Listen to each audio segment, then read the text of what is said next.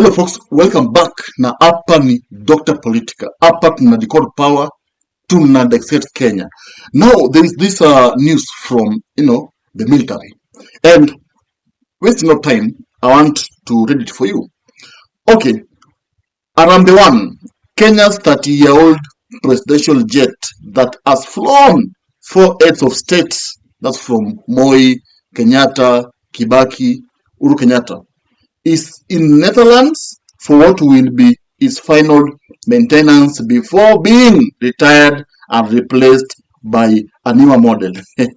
Defense CS Soipan Tuya has confirmed that the aircraft will be in the warehouses owned by Focus Services Group, the firm that manufactures spare parts for the Foka brand. Okay, na kuna vile kizungu pia ijaandikwa vizuri hapa, lakini sasa tumeelewa what's happening now. In the history inaendelea. This Arambe One is a jet that has been used by head of state in Kenya, from Kenyatta, Moi, Kibaki, Uhuru Kenyatta, but now inakuwa retired and a new one has been requested. You see, what I'm laughing about this story is that you see, to me, I don't know the state of that jet, but you have to tell me in the comment section, what do you find in this story? Like, is it a normal story? Because this jet has been there and it has flown our rice water Kenya, but now Ruto anibadilisha. You see, this is going to cost taxpayers money, clearly, because a new one will be, will be designed, and also, of course, I believe it will be an advanced one. Itakuwa advanced, itakuwa very powerful. And I believe he wants to do it the American way. And kama ile wa America. Ile yenye ni so powerful. Now, this is a new tax headache to Kenyans because this is how the president, works in Kenya.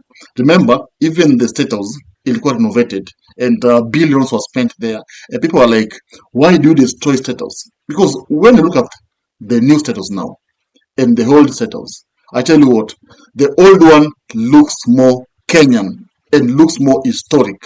Kweli maneno. But the president changed it. Akafanya kila kitu.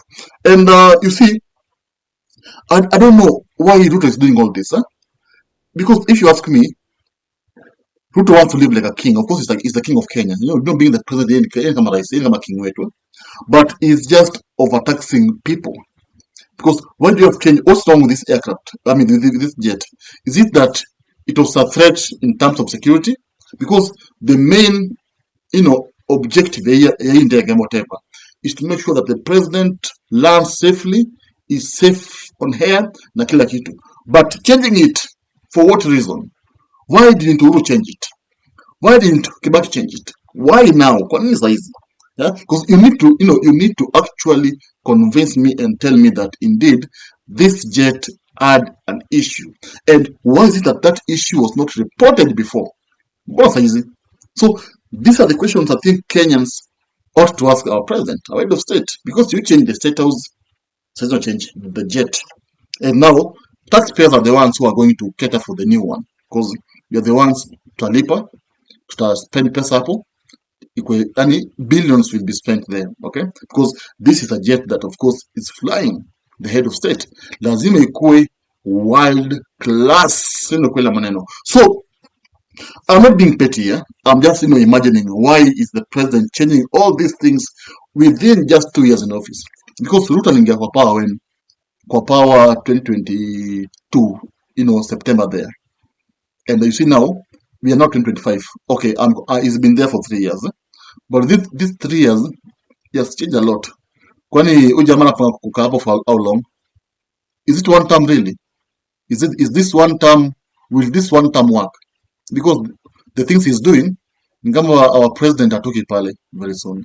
My people, tell me, is he planning to stay there for 14 years? Because I remember there's even this motion, Cheragai trying to push about changing the term limit to 7 years instead of 5 years. It means that Ruto, should it go through, the president will, of course, if 5 years the issue, then from 2027 ichenjiwe aende 7-7.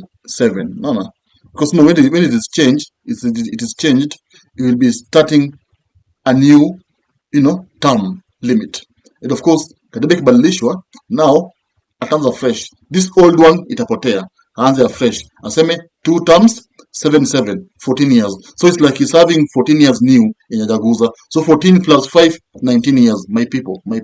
That's what happened with Moi. Moi, venye katiba ilibadilishwa 1992. What happened? Moi began afresh, and Moi went for 10 years. Ndo alitoka because of katiba. Akutoka tabishindwa, Moi akushindwa. The person who's mwenye alishindwa alikuwa ni Uhuru Kenyatta. Moi alitoka because katiba ilimsema kwamba lazima atoke after serving 2 terms. That's why alitoka. Kama si hiyo katiba, hangetoka, my friends, hangetoka. Now, that aside. So, unajua hii story ya ndege kubadilishwa, mimi nashangaza, like, why is the president so selfish?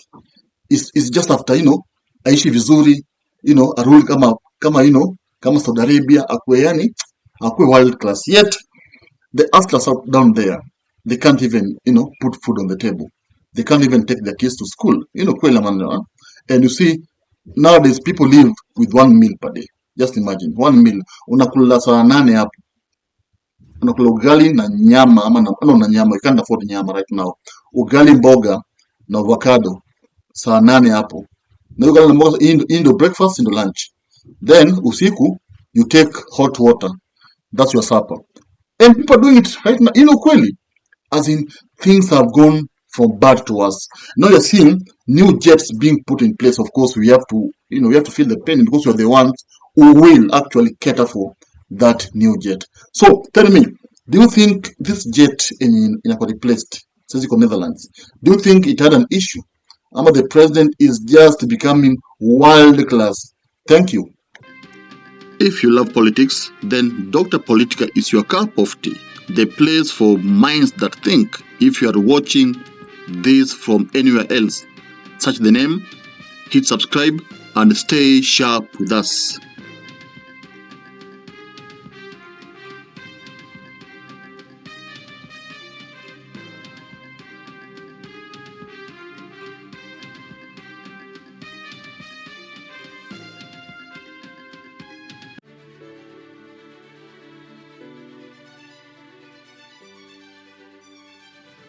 Thank you for making Dr. Politica your home for fearless political truth. Every view, every like, every share fuels the fire behind the hours of research, filming, and editing we pour into each episode. By showing up consistently, you don't just support a channel, you empower a voice.